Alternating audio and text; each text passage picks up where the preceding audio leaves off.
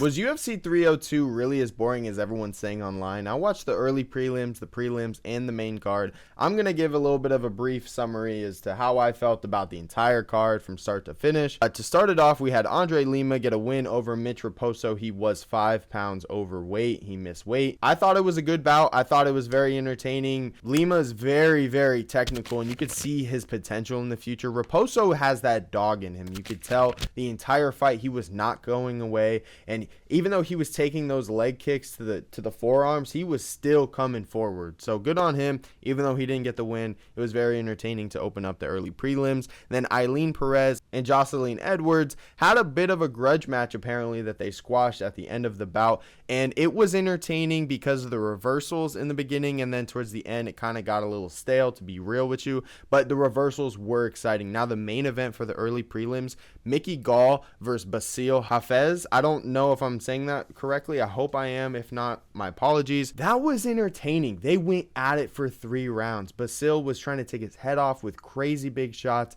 Mickey Gall striking, even though he lost and he has fallen to 7-6, he's gone against some pretty good guys in the division and throughout his entire career. He is 32. I didn't necessarily like the fact that he kept throwing the jab and not really committing. It was just like feints. And like, I know you have to have those in high level striking, but the way that he was doing it, to me personally, just looked like he was just doing it. And then Basil was being able to read that and then have the hook over it. So I don't know. Maybe that's just my take on it. I thought that fight was entertaining. If you caught it, let me know. And on the prelims, we had Philip Rowe versus Jake Matthews. Now, Jake Matthews is a vet. When he went down to 155, that's when he got a couple losses, and he's been looking very, very good at 170, so good on him now that he's back in that division. Phil Rowe has another loss, and to be honest with you, he looked like he had opportunity in that fight to win. Not saying that Jake is a slouch, very, very good fighter, but it looked like he just wouldn't pull the trigger at some times. You know,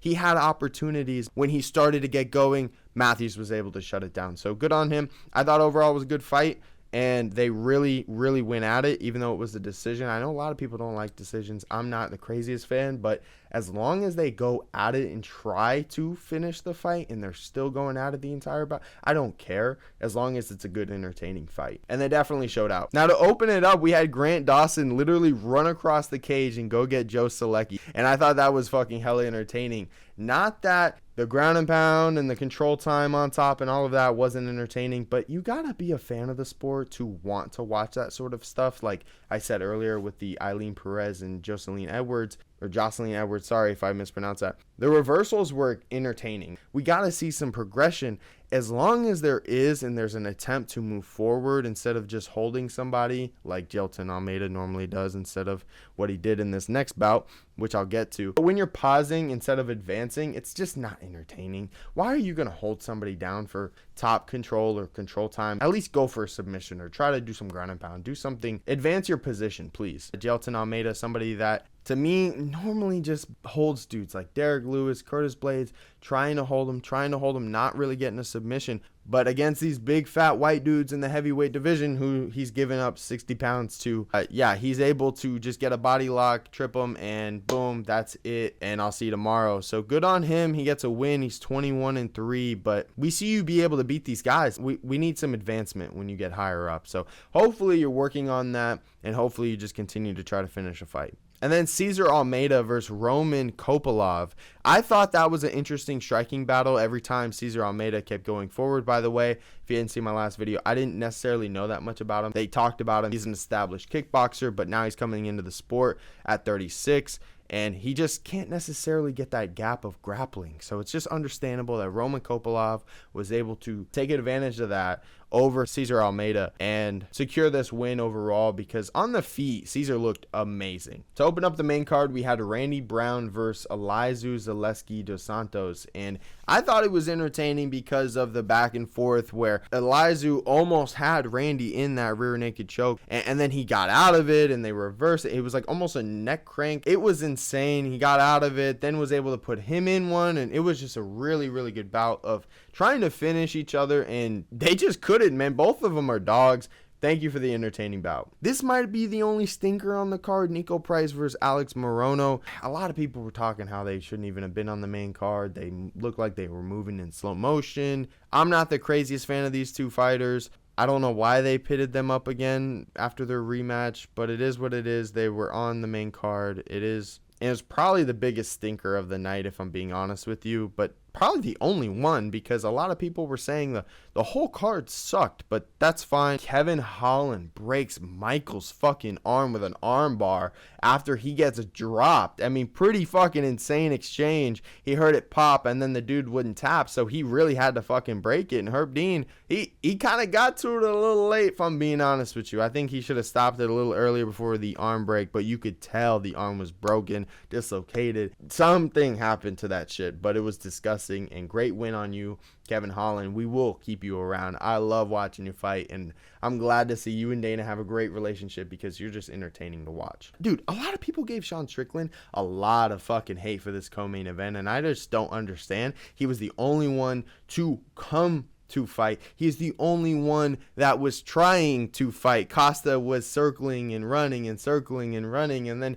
he'd throw a punch and then he'd get hit and it was circle and run. Do a lot of you guys not understand how Sean Strickland's pressure is? And a lot of you were talking the memes online with the whole iCarly meme and everything like that. Like, you have to realize that when his opponent strikes, he normally hits that shit out and then tries to hit. He's like a defensive offensive fighter. Everything is defensive coordinated, which is smart because why would you want to get hit in a game of not getting hit? So he's doing it correctly. I'm sorry. And if you can't understand the game, that's on you not understanding the game. There's a reason he is still top of the middleweights. And in my opinion, he needs to get that title shot again. I've been saying it for a while. I am a Strickland fan, but I'm not picking him over anybody in fights. I'm just absolutely loving the outcome and to see him progress, do great, hopefully get another title shot because I don't think he lost to DDP, and maybe we can get the Israel Adesanya rematch, which in my opinion is a lot more interesting. So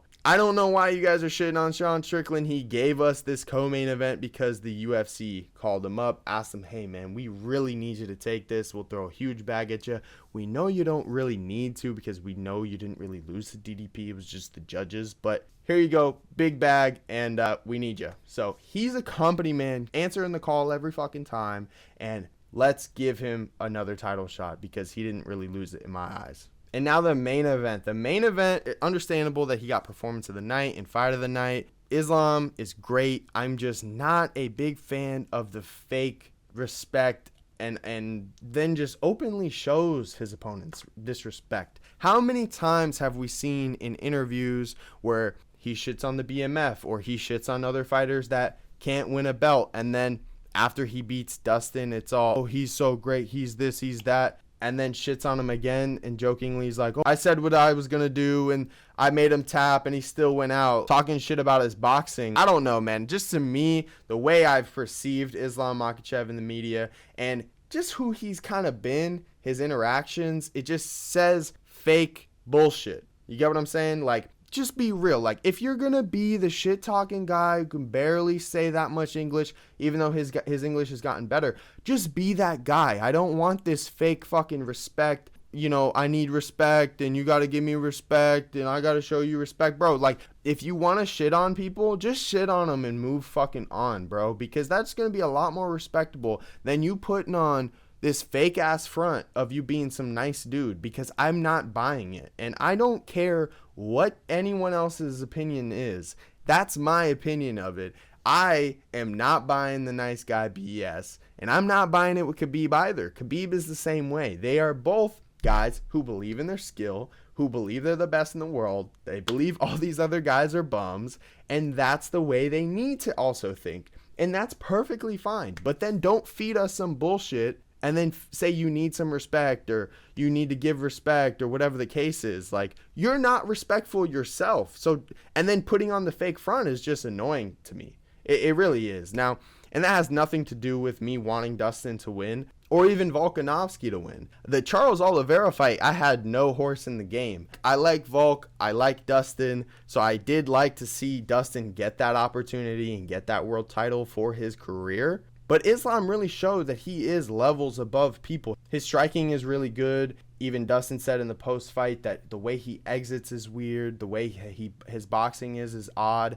and it's just different timing and just getting that rhythm down. He wasn't able to read him over the course of the 4 rounds, and clearly in the 5th round he went out with the Darce choke. So overall, yeah, he's skilled. He's a great fighter, man. But I don't like the fake persona that you're putting on. And the next fucking instance, you're talking shit and acting like they can't talk shit to you. So it just doesn't make any sense to me. If you're going to be the bad guy, just accept it and move on. That's it. I think you'd be more accepted if you did that instead of the fake nice guy bullshit. So it's just my opinion. That's really just my thoughts on it. Because I know he's trying to appeal to more of an American fan base, talking about how he wants to fight in MSG, how he's been learning English more. So, I mean, look, in my opinion, if you want to reach the American fan base, just be real. Just be honestly yourself. Because once you do that and then put out the fake fucking front, you've lost us. At least myself. So let me know what you think down below of the fight. I think overall it was amazing. The card was great. The co-main was great. And overall, I thought it was a great night of combat sports. Let me know what you think down below, and I'll see you in the next one. It's time!